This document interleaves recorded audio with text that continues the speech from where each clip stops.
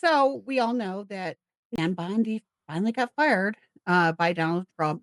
It came really too late, in my opinion. He is wasn't supposed to be his personal attorney. She wound up becoming the personal attorney. She did a really horrible job with the Epstein files. So I put together some videos, to kind of go over what has transpired. That also includes the statements from the victims. So let's play the first video when she actually got fired. That's 2 down. How many more do we have to go? We'll talk about that in a minute. President Trump has apparently fired his Attorney General Pam Bondi, according to a senior administration official and a source familiar with the matter. This comes after NBC News learned that the president has grown frustrated with his Attorney General in recent days, according to multiple sources. I want to get right to our team covering all of it. Our Chief Justice and National Affairs correspondent Kelly O'Donnell is joining us. We've also got our White House correspondent Monica Alba as well. Kelly, let me start with you. This is not altogether surprising, considering the reporting from NBC that the president was frustrated with Bondi's performance leading the Department of Justice. And we've often seen the president let some of his intentions, feelings, concerns bubble out publicly as one measure of how he makes these decisions.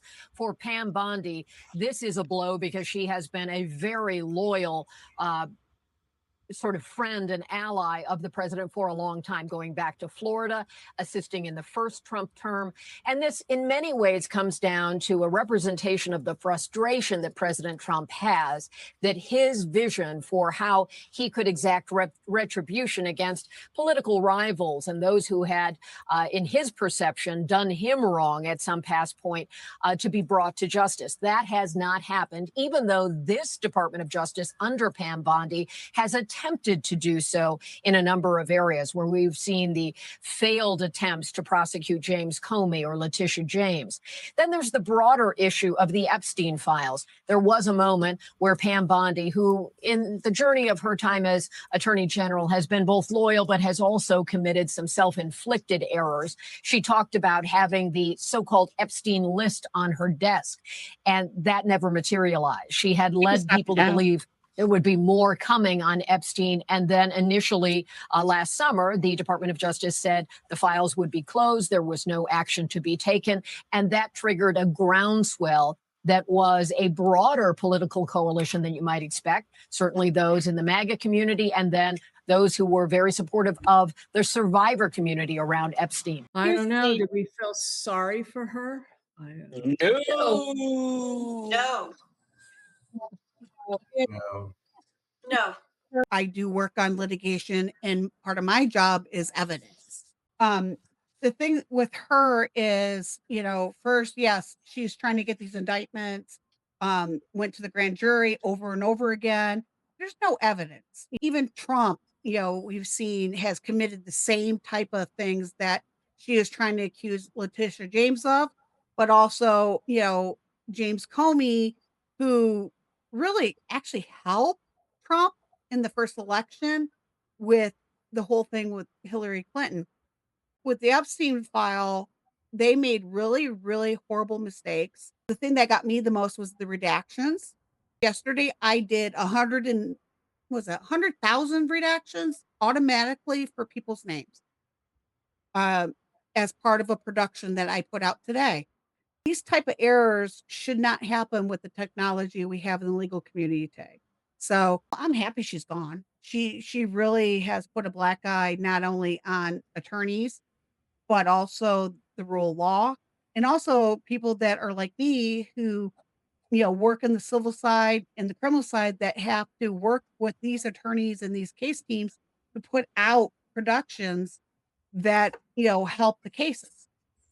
I have the other link with I Had It podcast. Let's play a little bit of that. I don't think there's any question that Pam Bondi was dedicated. I mean, deeply, deeply dedicated to Donald Trump. So the firing of her must have been just like a dagger straight through the heart. I'm sure she's still reeling from it. But we're getting some information from Fox, of all places, who is extending Trump's humiliation ritual of Pam Bondi. I want to remind you, this video right here, this narrative play-by-play, Fox News, play the clip. This ride in the beast to and from the Supreme Court yesterday, President Trump and Attorney General Bondi talked about the possibility of her leaving DOJ. So hours later, when these photos were taken of Bondi at the president's address to the nation, she knew what could be coming.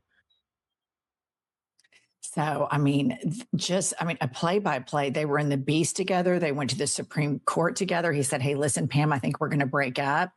And she knows it. Here's something I read online that I kind of found interesting. He always keeps these people kind of close because they've committed so many crimes together. So we know Christy Nome, the wife of Big Titty Brian. She is the leader of the American Shields or something. I think Tom's called it yesterday, the Avengers, which I thought was hilarious.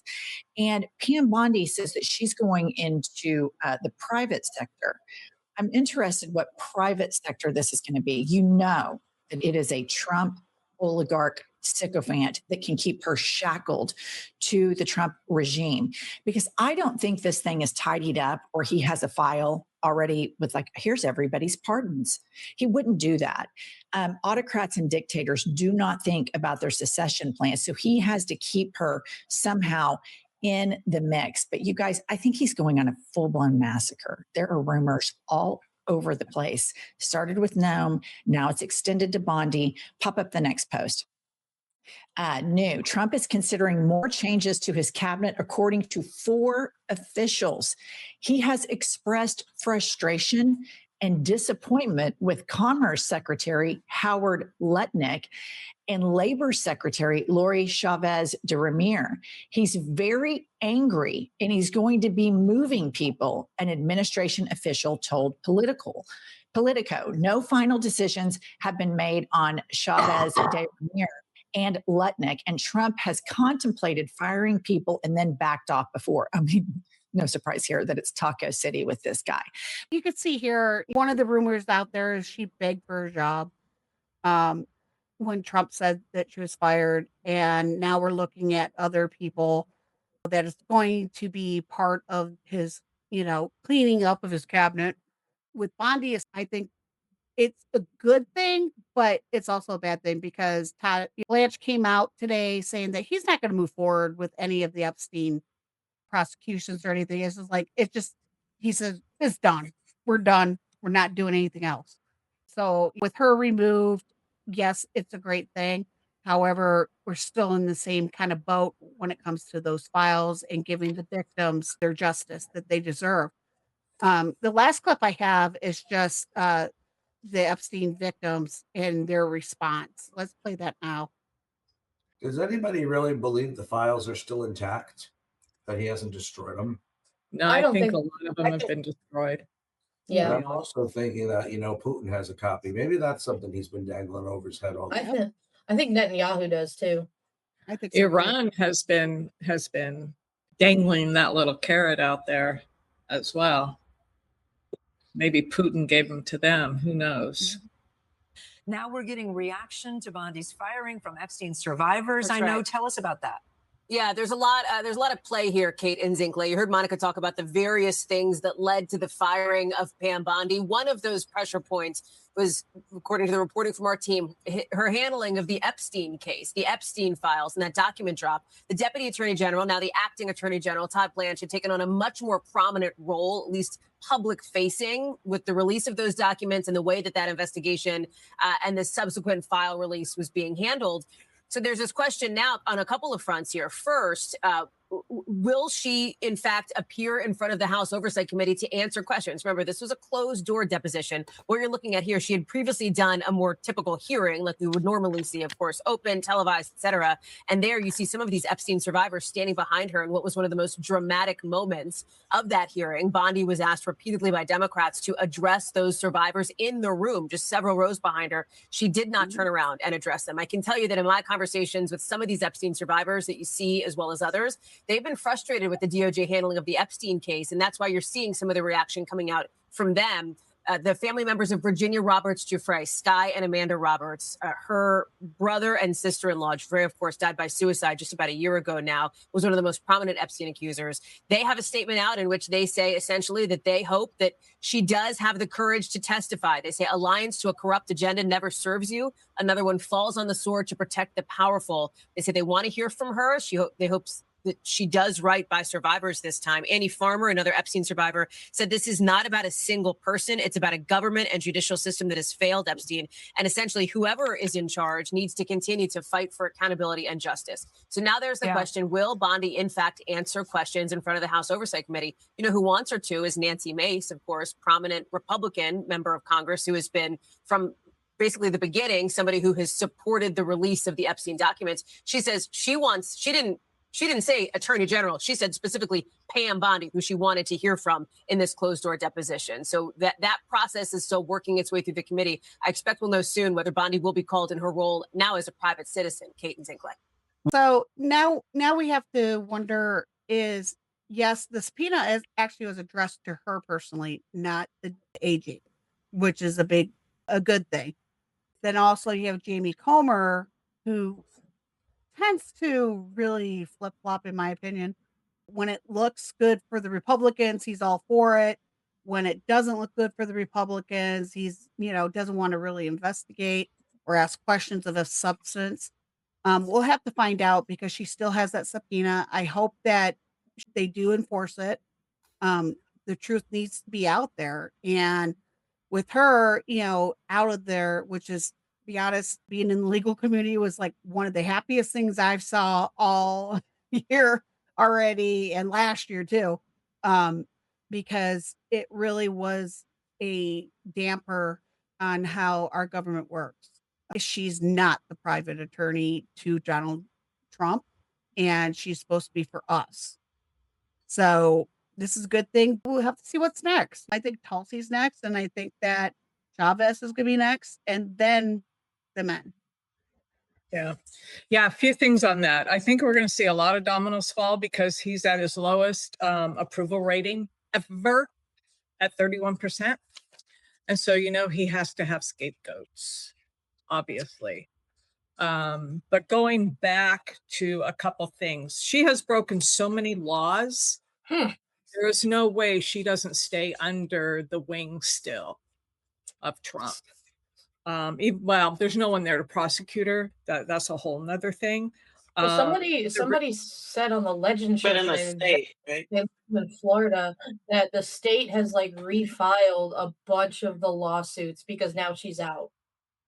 They wanted to disbar her completely.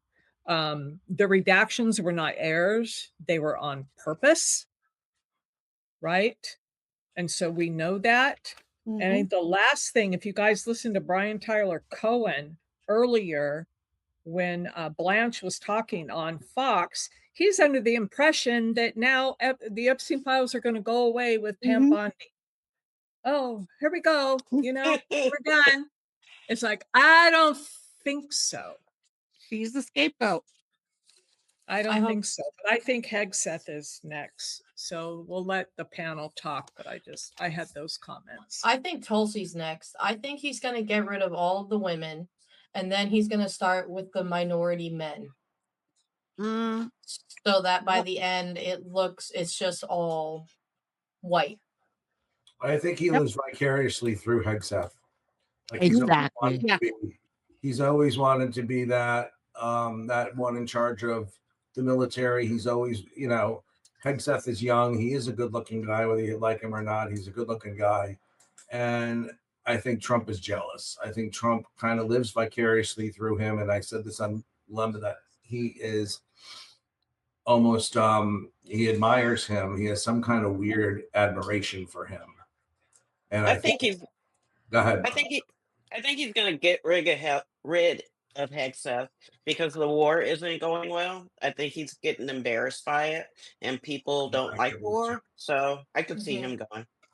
Yeah, I agree with that. The I Had It ladies actually talked about it on their show earlier this week. Basically, kind of prepared to throw Pete under the bus by saying that it was basically his idea, kind of to get into this war. So it just seems like he's kind of setting the stage if he needs to get rid of Pete. And Pete is not anyone that most of us take seriously. Like, we fucking hate that guy. And we talk about, he's called Keg's breath, for God's sake. Like, no one takes this man seriously. So I think if anyone's gonna go next, I think it's gonna be Tulsi, and then I think it's gonna be Pete. Also, didn't he just fire a bunch of generals? He did. He did. And he also signed that order last night where servicemen can carry their own personal weapons on the base with them at all times. Well, I mean, Can I ask a question? You guys are smarter than I. This is supposed to be not a war, right? Because it wasn't legal because it didn't go through Congress. Is that how It's I an understand that? excursion. It's It's an excursion. So aren't the what did he call them? The losers and the suckers. Suckers and losers, Yeah, suckers and losers. Aren't they? Don't they have the ability not to go? To refuse him from like those commercials from There have been a bunch of soldiers that have like smoked pot before their evals to try to get out of it, but I think recently they even passed like, oh, marijuana's fine because they're that Yeah. desperate to get people to go. wasn't that campaign, that commercial that they all did from the I can't think of who was in it, the astronaut, Giffords.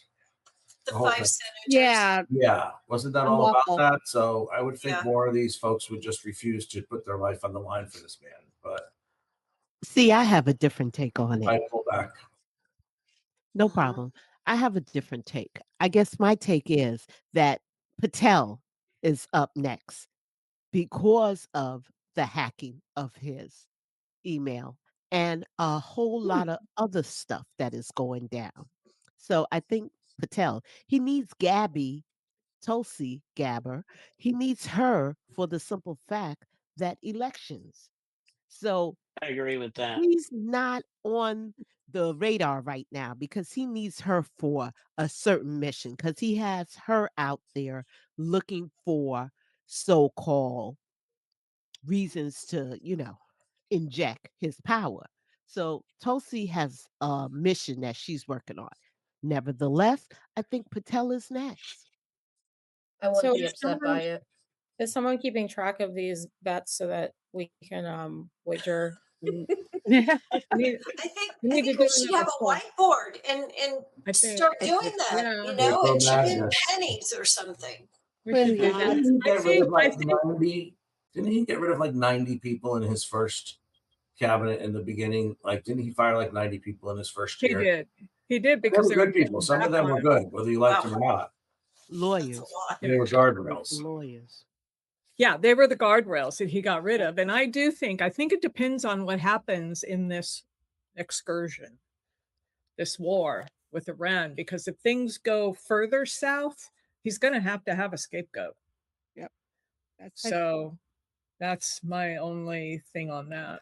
Anything else on Bondi? She didn't age well for the last 13, 14 months.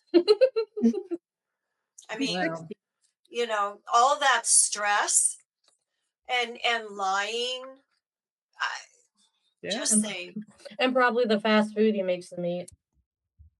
Yeah. Her plastic surgery didn't hold up. Deception ages you. You know? So Does.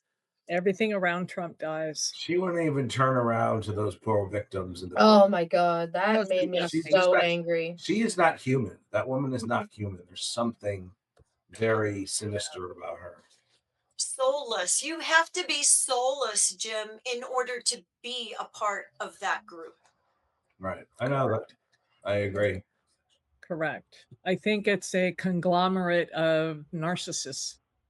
I mean, that just has to be. And one of the topics that I thought we would talk about, I may save it till next week, is more and more is coming out about this malignant narcissism from those psychiatrists who warned us in the book, The Dangerous Case of Donald Trump.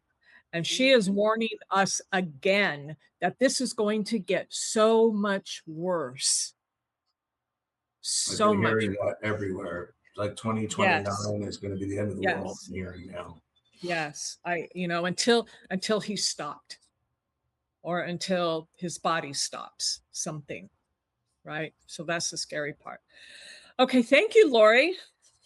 That was great. So a lot of information there.